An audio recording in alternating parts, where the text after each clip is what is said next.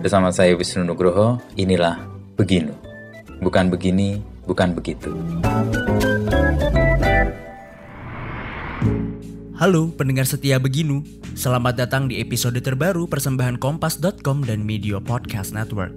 Sebelum mendengarkan sesi episode kali ini, jangan lupa follow dan beri rating terbaikmu untuk podcast Beginu di Spotify, serta nyalakan notifikasinya supaya kamu bisa terinfo setiap ada episode terbaru.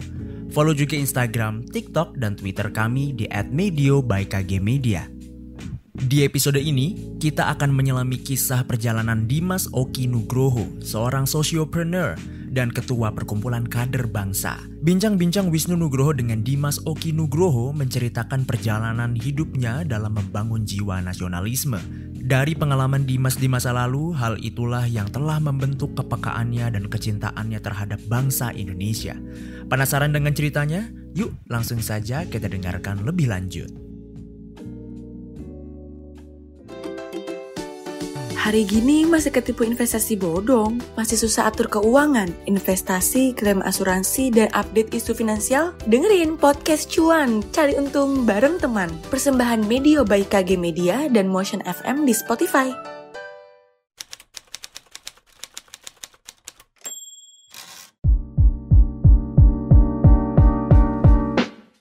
Gimana ceritanya sampai lo menemukan ini yang harus lo rawat dan lo kunjungi di setiap kota? Sejak kecil sih bro. Jadi sejak kecil itu gue ada kejadian. Ini udah mulai belum nih? Oh. Lanjut. Bisa aja nih ya. Jadi sejak kecil itu sebenarnya gue itu kebetulan dari keluarga yang orang tua gue itu kan kerja di perbankan. Jadi ya waktu zaman itu kami sebenarnya agak lumayan lah. Tinggalnya, tapi di sebelah kanan kita tinggal itu ada gang. Gang itu di belakangnya itu ada banyak rumah masyarakat lah, penduduk, warga yang kebanyakan dari mereka sebenarnya kehidupannya kalau dibanding dengan kehidupan saya waktu kecil itu mereka ya bisa dikatakan kurang beruntung lah, banyak yang kurang beruntung. Dan nah sementara gue itu nggak ada temen, karena anak laki-laki sendiri di rumah dan sering cari temen dan nggak tahu sukanya berteman sama mereka. Selain karena dekat, tapi juga karena muncul kok saya kadang-kadang gue beli mainan, terus gue beli buku dulu ada Tintin, ada macam-macam, terus kalau gue nikmatin sendiri kayaknya nggak asik gitu loh. Jadi sejak itu kemudian gue ngajak mereka untuk main bareng, terus baca bareng. Jadi apa yang gue punya, apa yang baru gue beli karena tabungan gue share, gitu. Gue share, tapi lalu kemudian nah di sini juga ada bakat entrepreneurnya juga. Jadi buku-buku cerita yang gue punya koleksi mulai dari Tintin, Asterix, apa tuh Steven yang kuat itu yang kalau bersin dia kekuatannya hilang itu, Steven Stark apa siapa namanya itu. Nah itu kalau gue sewain juga. Jadi bagi teman-teman gue yang mampu mereka nyewa. Oh, untuk mereka yang nggak mampu, mereka boleh baca gitu. Terus ada mainan-mainan baru gue pakai. Gue cuma kasihan aja kalau mereka tidak menikmati hal yang sama yang bisa gue nikmati gitu. Karena kalau menurut gue lah gue nongkrong main sama mereka, ketawa bareng mereka, main sepeda bareng mereka, apa bedanya sih gitu loh. Kadang-kadang gue dapat sesuatu yang keren menurut gue, kok mereka juga harus ikut merasakan. Iya, mereka cuma bisa nonton doang kayaknya nggak inilah gitu. Nah akhirnya ya ada semacam kayak gue nggak pengen anak-anak muda yang kita tuh sama hidupnya bareng tetanggaan tapi nggak dapat akses yang sama. Sama suatu kali kayak dulu tuh di Pematang Siantar, kota kecil sekitar 3 jam dari Medan. Oh, lu lahir di... Gue di sana, bokap waktu tugas di sana di perbankan. Terus KFC baru buka di Medan, dan anak muda situ gue pengen banget tuh mereka merasakan juga yang namanya KFC waktu itu ya. Terus ya gue aja waktu itu cari waktu, kita jalan bareng, jadi mobil tuh penuh dengan anak-anak kampung waktu itu. Nah ini persoalan akses sih sebenarnya. Kalau akses itu, kalau kata konstitusi Amerika, the pursuit of happiness gitu. Jadi kita sebenarnya sama-sama berhak untuk mendapatkan akses untuk bahagia. Nggak ada bedanya gitu. Dan Siantar itu benar-benar membentuk gue ya. Jadi Siantar itu kan kota yang sangat majemuk. Jadi semua suku ada bro di sana. Agama apalagi. Juga. Lalu kemudian juga politiknya juga sangat dinamis.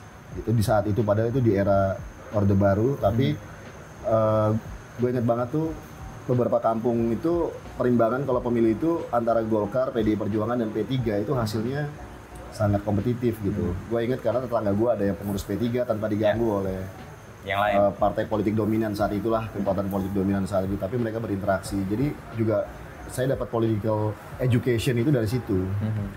Dan menurut penelitiannya beberapa lembaga masyarakat sipil kita, Pematang Siantar selain Salatiga kan itu kota yang paling toleran ya satu sama lain masyarakatnya.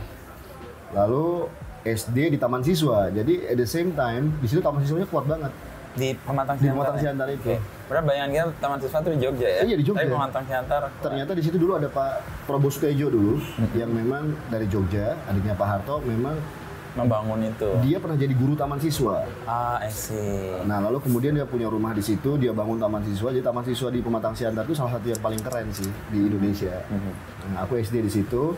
Lalu di situ diajarin juga nilai-nilai kebangsaan, nilai-nilai kenusantaraan, terus juga patriotisme. Nah itu yang kemudian cukup membentuk masa kecil gue ya sebenarnya dalam melihat bangsa ini secara lebih objektif ya. Gitu. Tapi tidak kehilangan sentuhan-sentuhan yang sesungguhnya saat ini menjadi penting mempengaruhi gua perkembangan ke depan ya dalam melihat situasi bangsanya. Lalu interaksi dengan anak-anak muda ini berlanjut sih ketika SMA. Nah di SMA itu memang kita mengadvokasi beberapa isu yang saat itu sudah muncul sih. Lo SMA di Pematang Siantar? Di Medan. Oh di Medan. Pindah ke Medan.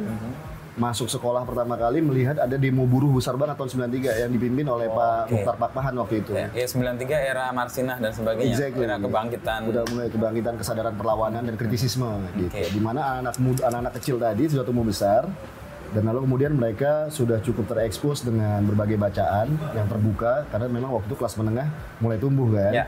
Dan rejim waktu itu Orde Baru sudah mulai melonggarkan sedikit ekspresi dalam bersuara, muncul media-media swasta yang baru gitu. Ekspresi mulai dikasih ruang. Meskipun masih sangat ketat ya. Tapi sudah mulai itu dan sudah mulai ada bibit-bibit politik identitas juga sebenarnya saat itu ya kalau tahun 93 itu dan sudah mulai banyak variasi-variasi kegiatan dari anak-anak muda. Yang kalau gue lihat sebenarnya itu justru memperkaya pengalaman kita waktu itu dalam menjahit keberagaman sih. Jadi di saat yang sama saya ingat banget tuh di SMA udah ada misalnya kelompok-kelompok berbasis keagamaan yang lalu mencoba untuk mewarnai dinamika keputusan-keputusan sekolah waktu itu ya. Kaget juga waktu SMA itu ternyata. Tapi ada kegiatan-kegiatan yang masih berbasis pada kebangsaan itu masih kuat. Pramuka masih oke. Paskibraka masih ada masuk Paskibraka bisa bangga banget waktu itu. Iya tahun itu ya betul. Tahun itu kan. Terus lalu kemudian ada lagi unit kesehatan sekolah tuh yang kemudian kalau bisa di depan, bisa tampil, bisa kasih pengarahan kepada orang-orang itu membanggakan gitu. Jadi ada heroisme masih ada di situ. Meskipun sudah muncul partikularisme di kalangan anak muda gitu. Warna itu sudah mulai muncul. Nah, apa yang kemudian menjadi concern kita waktu itu adalah gimana caranya ketika partikularisme sudah kerasa, sudah mulai muncul itu sel-sel yang tumbuh gerakan yang tumbuh di internal bahkan di anak-anak SMA itu jujur sangat menjadi perhatian gue sih karena itu nggak pernah gue dapatin di Taman Siswa misalnya. Di Pematang Siantar gue nggak dapet kayak gitu. Tapi ketika masuk ke dalam setting kota urban seperti Medan, ada yang lain yang ternyata tumbuh. seperti itu gitu. Dimana fragmentasi masyarakatnya cukup kuat kalau nggak ikut pengajian saya, kalau lu nggak ikut kelompok gue lo susah masuk gitu. Nah akhirnya gue lari kepada kegiatan olahraga waktu itu basket. Anak basket kita SMA. Terus jadi gue mencari sebuah situasi yang gue kenal dulu waktu masa kecil gue gitu. Nggak ada distinct gitu. Nggak ada partisi. Karena kalau misalnya masa kayak gini sih kita saling musuhan aja gara-gara kita nggak satu grup bareng gitu loh, nggak ikut satu kelompok belajar tertentu gitu kan. Kalau dulu kan ada les matematika, ternyata yang ngajar punya motif tertentu misalnya. Untuk ikut les fisika, ideologi gitu. atau itu udah mulai itu pendapatnya. Hari itu. Nah di saat yang sama ada gerakan buruh itu, jadi kita kaget juga karena itu benar-benar di depan sekolah. Lewat. Jadi antara Belawan, daerah basis industri di Medan itu di pinggiran kota Medan itu sampai ke tengah kota itu kan bakar-bakaran semua tuh. Kita shock banget ada kemarahan yang seperti itu gitu. Baru kita melihat. Itu kelas berapa waktu itu? Itu kelas 1 menuju kelas 2 maksudnya.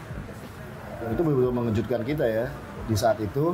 Terus di saat yang sama sudah mulai muncul friksi-friksi. Nah lalu kemudian saya kepikiran tuh dengan situasi seperti ini, kok kayaknya kalau kita kelola OSIS ataupun organisasi internal sekolah itu akan punya pengaruh yang keren kalau kita mampu untuk menjahit semua potensi yang ada di sekolah gitu. Nah saat itu saya ternyata bisa didorong menjadi salah satu pimpinan di OSIS gitu ya. Dan lalu kemudian kita membuat banyak program yang mempersatukan gitu. Sekat-sekat yang tadi ada partisi-partisi. Ada partisi-partisi. Juga terjadi perlawanan ya, tapi tapi kita buat ukuran-ukuran bahwa misalnya acara musik untuk satu kampus itu, satu sekolah itu harus ada nih, karena itu yang menyatukan semua gitu. Kelompok-kelompok. Lalu olahraga itu juga harus ada. Gitu. Ternyata mereka semua nggak ada perbedaan ketika kita senang main basket bareng, senang volley bareng, senang musik bareng. Gitu. Iya. Jadi nggak ada perbedaan di sana. Lalu puncaknya ketika masuk kuliah itu. Dari Medan ke Erlangga, Surabaya. Beda lagi. Setting Erlangga itu pengumuman persis terjadi ketika 27 Juli. Jadi UMPTN kita itu istimewa karena persis Gunung Merapi meletus kurang lebih. Lalu kemudian kejadian 27 Juli. 96. Jadi kita masuk kampus, sebenarnya kampus sudah sepi, Pak. Gara-gara banyak yang lari ngumpet. Pasca 27 Juli. Jadi anak-anak resisten itu, anak-anak perlawanan pergerakan terhadap pemerintah Orde Baru saat itu udah banyak yang ngumpet. Ada yang ngumpet di pesantren, ada yang ngumpet di Lombok, ada yang ngumpet. Karena kan di era itu dan zaman itu seingat gue juga baru mulai kuliah kan ada perintah tembak di tempat untuk aktivis-aktivis yang waktu itu dikategorikan sebagai PRD dan itu nyebar di seluruh di mana-mana kampus ya. Dan kejadiannya baru juga di Surabaya itu Marsinah ya. Ya Marsinah baru ada kasus besar dan kita lihat dia disiksa dan mati di Kodim kan? Di Kodim. Dan ada 2 orang senior kami yang hilang. Di Erlangga. Dan itu benar-benar membuat secara kegiatan itu benar-benar vakum dan takut karena orang menyebar dan menyelamatkan diri ya. Nah, entah kenapa kita juga mulai dengan olahraga untuk menghidupkan. Jadi kita main futsal. Jadi ketika semua anak-anak kampus itu banyak yang takut dan bahkan tapi juga pelan-pelan organisasi mahasiswa ekstra kampus seperti HMI, GMNI, PMII, GMKI, PMKRI dan seterusnya udah mulai bekerja pelan-pelan. Meskipun mereka lebih moderat ya dibanding anak-anak kiri seperti PRD, SMIT dan seterusnya, itu mereka juga ikut melakukan rekrutmen masih, tapi kita nggak ingin ikut yang kayak gitu lagi-lagi. Jadi kita mulai dari olahraga untuk menyatukan semua. Nah dari situ ternyata banyak yang ingin beraktivitas, berpartisipasi. Kita buat acara acara kompetisi. Nah dari situ ternyata memobilisasi banyak orang ketika pemilihan pemilu mahasiswa di tingkat jurusan. Saya terpilih untuk jadi ketua HIMA dengan juga programnya adalah yang sifatnya sebenarnya fun dan crossing ya dan menyatukan beberapa sekat. Dan ternyata ketika bertemu itu pun yang diobrolin sama mahasiswa juga tentang kritisism. Jadi meskipun aktivitasnya main bola bareng, tapi tetap yang diobrolin tentang kritisism publik terhadap situasi yang terjadi saat itu sebenarnya. Gitu. Dimana waktu itu kalau kita ingat kan Orde Baru sedang menghadapi masa-masa tuanya. Jadi sudah hampir bangkrut ya situasinya. Jadi lalu kemudian tapi anak-anak muda tetap mulai muncul oase-oase ketika kita berdiskusi bareng dengan cara-cara menyenangkan, nongkrong, tapi lalu kemudian olahraga, tapi secara substansi ternyata tajam juga. Nah akhirnya ketika situasi 97 berlangsung, krisis moneter, lalu kemudian krisis ekonomi dan berlanjut pada krisis politik, gitu. Nah ini teman-teman yang kelompoknya tadi cuma hanya sebatas jurusan, lalu kemudian meluas menjadi fakultas dan sekampus. Ketika pemilu raya pertama, nah di situ saya maju sebagai calon presiden mahasiswa di BEM UNER waktu yang terpilih. Nah terpilih, ya kita ngadepin situasi reformasi yang luar biasa tajam dan ya kita menghadapi tantangan sejarah ya, yang bagi saya itu penting banget karena kami pun jadi belajar bahwa ini eranya anak muda untuk berperan ya. Karena memang sunatullahnya, karena memang by nature dalam situasi anak-anak muda yang sangat dinamis ya. Jadi jiwa kritisisme itu memang sesuatu yang harus sih dimunculkan dan nggak bisa terhindarkan gitu. Dan kalau lihat dari pengalaman lo tadi kan olahraga, lalu hal-hal yang sifatnya sebenarnya bisa disebut profan gitu ya. Tapi ketika orang masuk situ dia bisa keluarkan kritisismenya juga ya. Bisa juga. Artinya itu sebenarnya wadah aja kan? Itu wadah aja gitu. Karena memang pada dasarnya kritisisme itu tidak bisa dihindari, bro. Tidak bisa dicegah, tidak bisa dimanufaktur. Karena itu otentik di anak muda ini. Semangat zamannya sedang menuntut itu. Sedang menuntut itu. Dan itu kayak bagian dari siasat untuk menghindari cap kiri dan cap kanan ya. Betul. Supaya juga lebih strategi juga. Strategi. Karena kalau misalnya kita sudah di-stereotypekan dalam sebuah faksionalisasi tanda kutip politik tertentu di kalangan anak muda waktu itu, kita juga jadi nggak gerak. Karena ada situasi di mana kalau kamu ikut kelompok sana berarti kamu bukan kelompok kami. Jadi itu membahayakan gerakan sebenarnya. Itu membahayakan gerakan dan tidak menguntungkan. Gitu. Padahal yang kita butuhkan adalah sebuah kebersamaan kan, gitu. Membangun cita-cita bersama gitu. Itu pilihan strategis atau cara aja ya sebenarnya. Salah satu cara sih. Jadi karena ternyata kita bisa juga melakukan perlawanan tanda kutip. Karena juga perlawanan dan kritisisme tidak bisa dihindari juga gitu. Dengan cara-cara yang kita sebut itu adalah public fun atau public happiness itu. Jadi dengan cara-cara yang menyenangkan pun ternyata tidak bisa menghindari bahwa bentuk kesenangan tadi itu akan mencapai sebuah keseriusan yang paling justru berbahaya bagi siapapun yang mencoba untuk menghambatnya gitu. Dan itu mengalir begitu saja gitu. Dan kita rasakan itu ketika dalam setiap aksi kita selalu misalnya sudah diwarnai dengan acara-acara musik gitu. Kita nggak mau lagi misalnya acara aksi waktu itu tahun 98 nih hanya diisi oleh misalnya orasi yang sifatnya mungkin kaku, formal dan menakutkan dan menegangkan misalnya, tapi kita isi dengan istilahnya dulu aktivasi yang sifatnya ya lebih menyenangkan, menghibur ya, nyanyi, baca puisi, teatrikal. Tapi tetap substansi sama kritisismenya diberi ruang. Nah, saya bisa membayangkan dalam konteks yang berbeda hari ini pun sebenarnya dengan berbagai aplikasi-aplikasi ataupun katakanlah aktivasi-aktivasi yang menyenangkan, bentuknya itu sama sekali tidak bisa terduga, ya kan? Tapi sesungguhnya bisa semakin mendekatkan mereka kepada segmen anak muda yang lebih luas. Substansinya itu cukup memberikan kesadaran untuk anak-anak muda ini bahwa mereka cukup peduli kok dan ngerti kok dengan problem sosial yang terjadi sekarang gitu. Dan lalu mereka meresponnya juga dengan sangat otentik, nggak bisa lagi-lagi nggak akan bisa dimanufaktur. Jadi kalau ada yang berhayal mereka bisa mengengineer ya berbagai sikap-sikap atau pilihan-pilihan anak muda dalam merespon problem sosial yang terjadi hari ini, itu percaya sama saya itu stupid sih. Itu mustahil gitu. Mereka lebih otentik dan mereka lebih genuine. Terus sikap kita terhadap gerakan yang otentik dan genuine itu apa? Memberi ruangkah atau memfasilitasikah atau ya? That's good point, Mas Ino. Jadi kalau pengalaman kita bro di berbagai negara, karena saya juga kemudian menjadi seorang scholar ya, karena kebetulan penelitian saya kan tentang New Social Movement. Jadi setelah ini berlanjut, saya selalu mengingat bagaimana gerakan itu, movement itu terbangun dalam sebuah ritme dan kebersamaan. Jadi kemudian saya ketika S2, S3 saya mengambil studi tentang New Social Movement. Jadi gerakan sosial itu saya pelajari antara lain dari cabang pengetahuannya adalah tentang bagaimana kebijakan negara atau pemerintah atau siapapun otorita ya dalam mengelola militansi dan aktivasi dari anak-anak muda yang sesungguhnya by teori ini susah terbendung sebenarnya. Tapi bagaimana membentuk mereka kemudian menjadi produktif. Gitu. Nah, negara-negara maju, bahkan negara-negara otoriter yang maju sekalipun gitu ya, kayak Uni Soviet dulu, bahkan kalau kita bilang Singapura yang otoriter atau artinya cukup campur tangan ya ke masyarakat untuk membentuk masyarakat mereka, itu melakukan dengan sangat baik. Negara yang liberal sekalipun seperti Inggris, seperti Amerika Serikat apalagi, itu melakukan itu juga. Karena memang anak muda ini harus dikelola, di-manage. Memang itu tanggung jawab pemimpin dan negara untuk peduli dengan mereka. Jadi jangan biarkan mereka tumbuh berkembang di waktu malam. Maksudnya di waktu malam itu artinya tanpa intervensi negara, diam-diam, lalu mereka tumbuh dan besar sendiri seperti anak yatim. Gitu. Dan mereka ya wajar kalau mereka tidak berterima kasih atau tidak peduli dengan negara karena mereka merasa tidak dibantu. Gitu. Mereka tumbuh berkembang sendiri kok. Ketika yang lain sedang tidur. Gitu. Jadi saya melihat bahwa intervensi pemerintah atau negara untuk bagaimana membangun anak muda ini harus. Jadi dan tanggung jawab pemimpin itu justru di sini kritikalnya adalah bagaimana dia menjadi pemimpin didukung oleh banyak anak muda, dan itu by history kita begitu kan.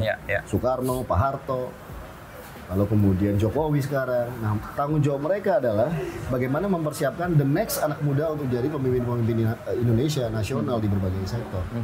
Dan itu sudah terjadi di swasta. Swasta sekarang kita perhatikan regenerasi, udah generasi kedua, generasi ketiga itu anak-anak muda. Kita lihat misalnya keluarga-keluarga konglomerat hari ini di Indonesia, mereka mempersiapkan anak muda. Civil society anak muda. Perbankan itu anak muda. Jadi kita nggak boleh telat di situ. Nah, yang penting adalah mempersiapkan anak bangsa secara inklusif. Ya. Itu yang harus kita pastikan bahwa jangan hanya kelompok tertentu, segmen tertentu, keluarga tertentu yang diuntungkan dari kebijakan untuk memprioritaskan anak muda. Karena ini bangsa, anak bangsa ini republik, bos. Saya membayangkan misalnya anak Papua harus suatu saat nanti boleh bermimpi dan harus jadi presiden Indonesia. Akses, kita nggak boleh membeda-bedakan itu. Karena saya membayangkan seperti tetangga saya dulu yang masih kecil, dia ngelihat saya, waktu kecil, dia ngelihat saya, dia beliin orang tua saya mainan keren, dia cuma ngelihat dari luar pagar. Saya ngelihat matanya, saya masih ingat tuh, saya nggak tega. Gitu. Jadi anak muda manapun dia harus bisa bermimpi dan harus bisa mewujudkan cita-citanya yang sama. Untuk dari anak-anak muda Aceh sampai Papua, kota dan desa. Apapun agamanya, apapun sukunya, apapun gendernya, mereka harus punya hak untuk mendapatkan atau mengejar happiness tadi, the pursuit of happiness. Saya pikir itu cita-cita proklamasi sih. Bagaimana negara dan pemimpin hari ini itu menyenangkan, memberikan kesenangan dan harapan bagi anak muda ini. Anak muda ini ada yang masih lengkap keluarganya, ada yang anak yatim, ada yang anak yang mungkin korban dari bencana alam. Jadi ini kan luar biasa tanggung jawab negara kan. Just kalau negara aja yang mengerjakan itu agak susah misalnya. Dia harus berkolaborasi. Hari ini negara sebesar apapun bekerja sendiri nggak mungkin, Mas. Dia harus melibatkan triple helix tadi, swasta, civil society. Tapi programnya jelas apa nih yang mau digarap.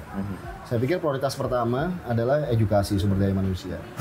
Ini penting banget ya karena ini menjadi human capital kita. Lalu kemudian setelah mereka mendapatkan pendidikan yang baik itu, mereka mau jadi apa? Itu terserah mereka. Negara memfasilitasi selama itu berkontribusi untuk pembangunan diri mereka dan komunitas dan negara mereka, gitu, masyarakat. Saya pikir ini penting sih. Jadi kalau mereka nggak pengen jadi insinyur, nggak pengen jadi dokter, itu fine. Mereka pengen jadi seniman, mereka ingin jadi penyanyi, mereka ingin jadi pelukis. No problem ya. No problem. Dan itu yang dilakukan oleh berbagai negara-negara maju. Memfasilitasi anak-anak mudanya untuk bisa potensinya bisa muncul kan. Kita lihat misalnya di Jepang sampai sekarang ada beasiswa yang memungkinkan anak-anak muda, tidak hanya anak muda Jepang bro, tapi anak muda dari seluruh dunia untuk menjadi apa tuh karikatur itu loh, yang di Kyoto itu. Jadi mereka nggak harus berpikir menjadi seorang bekerja di pabrik, di industri misalnya, atau bekerja di bank misalnya, atau menjadi ASN misalnya. Tapi mereka bisa bertemu dengan potensi-potensi lapangan pekerjaan yang berbeda, variatif, tapi tetap secara kesejahteraan mereka dapat. Dan yang terpenting adalah kepuasan mereka, gitu, diakuin dan terekspresikan dengan baik. Terima kasih telah mendengarkan podcast Beginu. Nantikan obrolan Wisnu Nugroho bersama narasumber inspiratif lainnya. Oh iya, jangan lupa juga untuk follow dan nyalakan notifikasi podcast Beginu agar tidak ketinggalan episode selanjutnya. Saya Dava Wahyu dan segenap tim Media Podcast Network pamit undur diri.